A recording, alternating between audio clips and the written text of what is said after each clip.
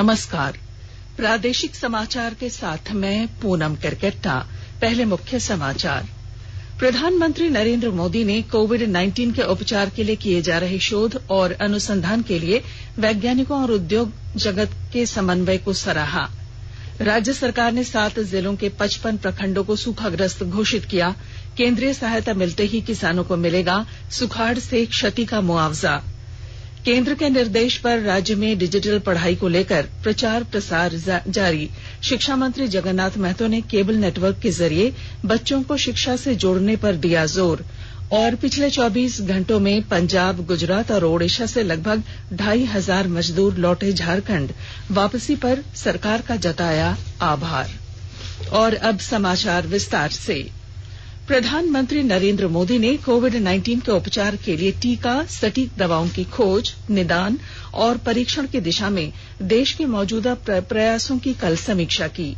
प्रधानमंत्री ने इस दिशा में किए जा रहे शोध कार्य के लिए उद्योग और सरकार के समन्वित प्रयासों से कुशल नियामक प्रक्रिया पर विचार किया। उन्होंने समन्वय और त्वरित प्रयासों में मानक संचालन प्रक्रिया अपनाने पर जोर दिया। श्री मोदी ने कहा कि संकट के इस समय किए जा रहे सभी उपाय वैज्ञानिक प्रक्रिया का नियमित हिस्सा बनना चाहिए। उन्होंने कहा कि औषध अनुसंधान के लिए जिस नवाचारी ढंग से भारतीय वैज्ञानिक और उद्योग जगत साथ आए हैं वह सराहनीय है। एक आधिकारिक विज्ञप्ति के अनुसार 30 से अधिक भारतीय वैक्सीन विकास के विभिन्न चरण में हैं। इनमें से कुछ परीक्षण चरण तक भी पहुंच रहे हैं। औषधि विकास में 3 चरणों पर काम हो रहा है। वहीं निदान और जांच के लिए कई अनुसंधान संस्थान तथा स्टार्टअप उद्यमों ने नए परीक्षण विकसित किए हैं। केंद्रीय स्वास्थ्य मंत्री डॉक्टर हर्षवर्धन ने कल दिल्ली में विषाणु जनित रोग, मलेरिया, डेंगू और चिकनगुनिया की रोकथाम और नियंत्रण के लिए उच्च स्तरीय समीक्षा बैठक की। स्वास्थ्य मंत्री ने इन रोगों की रोकथाम के बारे में व्यापक जागरूकता पर बल दिया। उन्होंने सभी पक्षों से सामूहिक भागीदारी से जागरूकता अभियान चलाने का आग्रह किया है। जागरूकता अभियान में रेजिडेंट वेलफेयर एसोसिएशन, दुकानदार और व्यापारी संघों का सहयोग लेने को कहा गया है। डॉक्टर हर्षवर्धन ने कहा कि अपने आसपास साफ सफाई और मच्छर रहित रखने जैसे सामान्य उपायों से इन रोगों के नियंत्रण में मदद मिल सकेगी। देश भर में पिछले 24 घंटों के दौरान कोरोना वायरस संक्रमण से 2,958 नए मामले आने के साथ ही कुल संक्रमितों की संख्या बढ़कर 49,351 हो गई है। स्वास्थ्य और परिवार कल्याण मंत्रालय ने कहा है कि 14,183 लोग ठीक हुए हैं और ठीक होने वालों की दर 28.71% हो गई है। 24 घंटों के दौरान 126 लोगों की मौत भी हुई है। अब तक देश में इस संक्रमण से 1,694 लोगों की जान जा चुकी है। इधर झारखंड में कल कोविड-19 से संक्रमित 10 नए मरीज मिलने के बाद कुल संख्या 125 हो गई है। वहीं 33 मरीज स्वस्थ भी हुए हैं, जबकि 89 मरीजों का इलाज जारी है और 3 मरीजों की मौत हो चुकी है। वहीं राज्य की कोविड-19 जांच प्रयोगशालाओं में जांच की गति तेज कर दी गई है। राज्य सरकार ने पिछले साल अल्प वर्षा के मूल्यांकन के आधार पर 7 जिलों के 55 प्रखंडों को सूखाग्रस्त घोषित किया है। इन जिलों में चतरा, बोकारो, पाकुड़, देवघर, गिरिडीह, गोड्डा और हजारीबाग शामिल हैं। इस संबंध में आपदा, गृह, कारा और आपदा प्रबंधन विभाग ने अधिसूचना जारी कर दी है।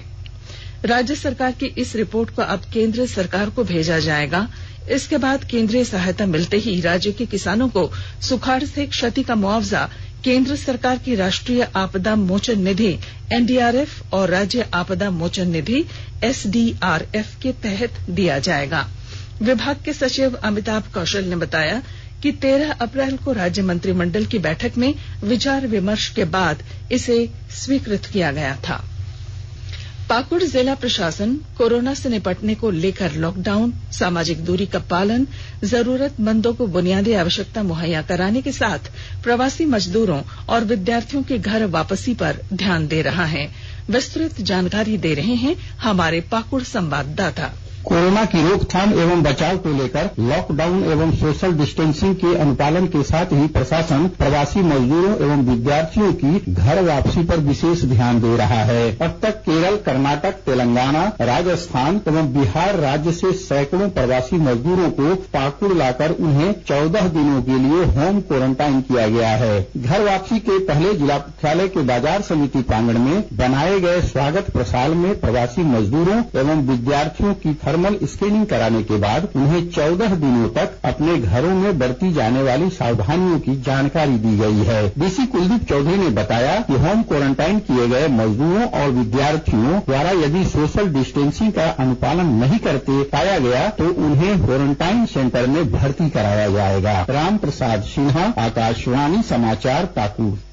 साहिबगंज जिले के वासियों को कोरोना वायरस के संक्रमण से बचाने के लिए 951 गांवों में दमकल वाहनों के जरिए कीटनाशक का छिड़काव किया गया है। गली मोहल्लों में फॉगिंग भी कराई जा रही है। नालों को साफ और सैनिटाइज किया जा रहा है। परिषद, नगर पंचायत तथा जिला प्रशासन के सहयोग से शहरों और गांवों के गली मोहल्लों में फॉगिंग और घर से कचरा उठाव भी निरंतर किया जा रहा है। साहिबगंज जिले में 50 समूह कोरोना योद्धा के रूप में काम कर रहे हैं।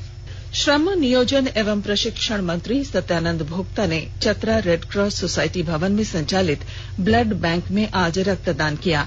श्री भोक्ता को सूचना मिली थी कि सदर अस्पताल में इलाजरत थैलेसीमिया पीड़ित मरीज एक बच्चे को खून की आवश्यकता है। इस सूचना पर मंत्री ने रक्तदान कर बच्चे के लिए ब्लड उपलब्ध कराया। मौके पर मंत्री ने कहा कि आज पूरा देश वैश्विक महामारी से जूझ रहा है। उन्होंने कहा कि सरकार कोरोना योद्धाओं के साथ खड़ी है।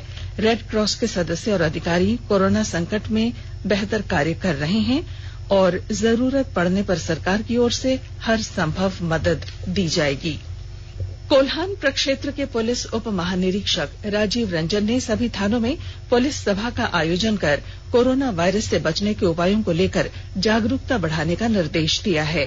किरीबुरू के अनुमंडल पुलिस पदाधिकारी डॉक्टर हीरा लाल रवि ने कहा है कि पुलिस कर्मियों को आत्मरक्षा के लिए अपने पास एक थर्मामीटर रखने, मास्क, सैनिटाइजर का उचित और आवश्यक इस्तेमाल करने को कहा गया है। पुलिस बलों को सामाजिक दूरी का विशेष ध्यान रखने का भी निर्देश दिया गया है। आकाशवाणी के ताजा तरीन समाचारों के लिए आप हमारी वेबसाइट newsonair.com पर लॉग ऑन कर सकते हैं।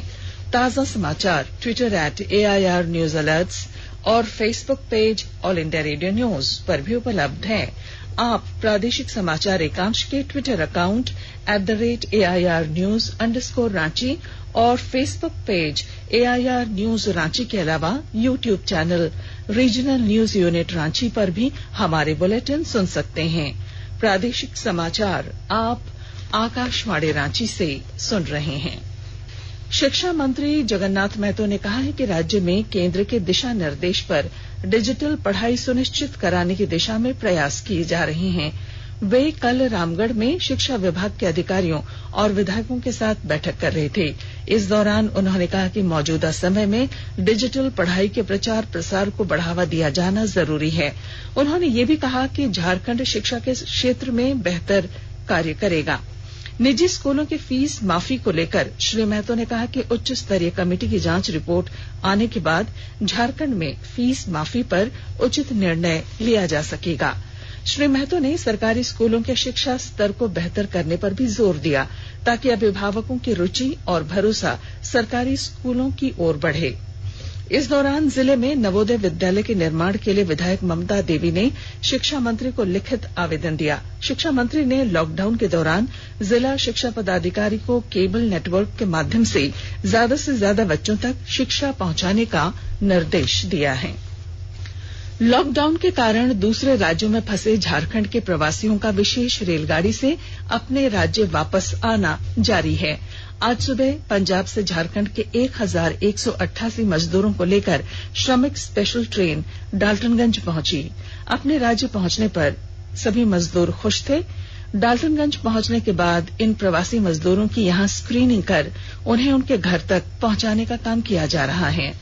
इधर सरायकेला जिले में जिला प्रशासन ने आज ओडिशा के कलिंगा नगर से पहुंचे 40 मजदूरों की थर्मल स्क्रीनिंग की। सभी को मुहर लगाने के बाद 14 दिनों के लिए होम क्वारंटीन पर रहने का निर्देश दिया गया है। इस दौरान सभी मजदूरों को सूखा अनाज भी दिया गया। वहीं कल गुजरात के सूरत से झारखंड के 7 जिलों के 1233 प्रवासी मजदूर स्पेशल ट्रेन से धनबाद स्टेशन पहुंचे। इस ट्रेन में गिरिडीह, देवघर, धनबाद, दुमका, कोडरमा, हजारीबाग तथा रांची जिले के प्रवासी मजदूर पत्नी और बच्चों के साथ लौटे थे। वहां उनकी थर्मल स्क्रीनिंग कर उन्हें बस के जरिए घर भेजा गया। घर वापसी पर मजदूरों ने मुख्यमंत्री तथा जिला प्रशासन का धन्यवाद किया है। स्वास्थ्य और परिवार कल्याण मंत्रालय ने लोगों को सलाह दी है कि वे नोवेल कोरोना वायरस से अपने को सुरक्षित रखने के लिए सभी बुनियादी एहतियाती उपायों का पालन करें और सामाजिक दूरी बनाए रखें। एक रिपोर्ट। सरकार ने कहा है कि आवश्यक वस्तुओं की पर्याप्त आपूर्ति जारी है और लोगों को चिंता करने की कोई जरूरत नहीं है। लोगों को सलाह दी जाती है कि वे आवश्यक वस्तुओं और चिकित्सा सामानों की खरीदारी करते समय धैर्य रखें और शांत रहें। आवश्यक वस्तुओं को खरीदने के लिए बार बार बाहर निकलने से बचें। साथ ही लोगों से हाथ मिलाने और गले लगने से भी बचना चाहिए। बाजार, मेडिकल स्टोर और अस्पतालों में लोग कम से कम 1 मीटर की दूरी बनाए रखें। घर पर गैर जरूरी सामाजिक समारोह से बचा जाना चाहिए और घर पर मेहमानों को नहीं बुलाना चाहिए। लोगों को अपनी आंख, नाक और मुंह छूने से बचना चाहिए और लगातार हाथ साफ करते रहना चाहिए। हाथ को दोनों तरफ से कम 20 सेकंड तक रगड़कर धोना चाहिए। यदि कोई व्यक्ति खांसी या बुखार से पीड़ित है तो वह दूसरों के संपर्क में आने से बचे और डॉक्टर से तुरंत परामर्श ले। स्वास्थ्य मंत्रालय ने कोरोना वायरस के बारे में जानकारी के लिए एक टोल फ्री नंबर 1075 जारी किया है। इधर राज्य सरकार की ओर से भी कई दिशा निर्देश जारी किए गए हैं। इस सिलसिले में सरकार ने हेल्पलाइन नंबर 181 जारी किया है। सरकार ने कहा है कि कोरोना वायरस से संदिग्ध तौर पर संक्रमित कोई व्यक्ति पाया जाता है तो इसकी सूचना 0651 जो रांची का कोड है और टेलीफोन नंबर 2261-000 तथा 2261-002 के अलावा फैक्स नंबर 2261-856 और मोबाइल नंबर 9955837428 पर दी जा सकती है। आकाशवाणी रांची भी आपसे अपील करता है कि कोविड-19 के संक्रमण से बचने और अन्य लोगों को सुरक्षित रखने के लिए कृपया घर पर ही रहें और सरकारी दिशा निर्देशों का पालन करें। सरकार ने वस्तु और सेवा कर जीएसटी के लिए वार्षिक रिटर्न भरने की तिथि और आगे बढ़ा दी है। केंद्रीय प्रत्यक्ष कर और कस्टम बोर्ड ने वित्त वर्ष 2018-19 के लिए जीएसटी ऑडिट और वार्षिक रिटर्न भरने की तारीख 30 सितंबर कर दी है। सरकार ने 24 मार्च को या उससे पहले के सभी ई वे बिल भरने की तिथि भी 31 मई तक बढ़ा दी है। पहले इनकी वैधता 20 मार्च से 15 अप्रैल के बीच समाप्त होनी थी। इस छूट से सड़क परिवहन के माध्यम से माल की निर्बाध आपूर्ति और आवाजाही हो सकेगी। और अब संक्षिप्त खबरें। खूंटी जिले के सीमावर्ती इलाकों में जरूरतमंदों के बीच राहत कार्य चलाया जा रहा है। जिले के व्यवसायी संघ ने लगभग 150 आदिवासी मुंडा समुदाय, लोहरा, बिंझिया और महतो समुदाय के लोगों को अनाज दिया। व्यवसायियों ने ग्रामीणों के बीच कोरोना को लेकर जागरूकता अभियान भी चलाया। कोडरमा के तिलैया थाना क्षेत्र के इंदरवा के सूर्य मंदिर में बिना अनुमति के विवाह कार्यक्रम आयोजन कर लॉकडाउन के नियमों का उल्लंघन करने का मामला सामने आया। यहां बिना अनुमति 50 से अधिक लोग जुटे थे।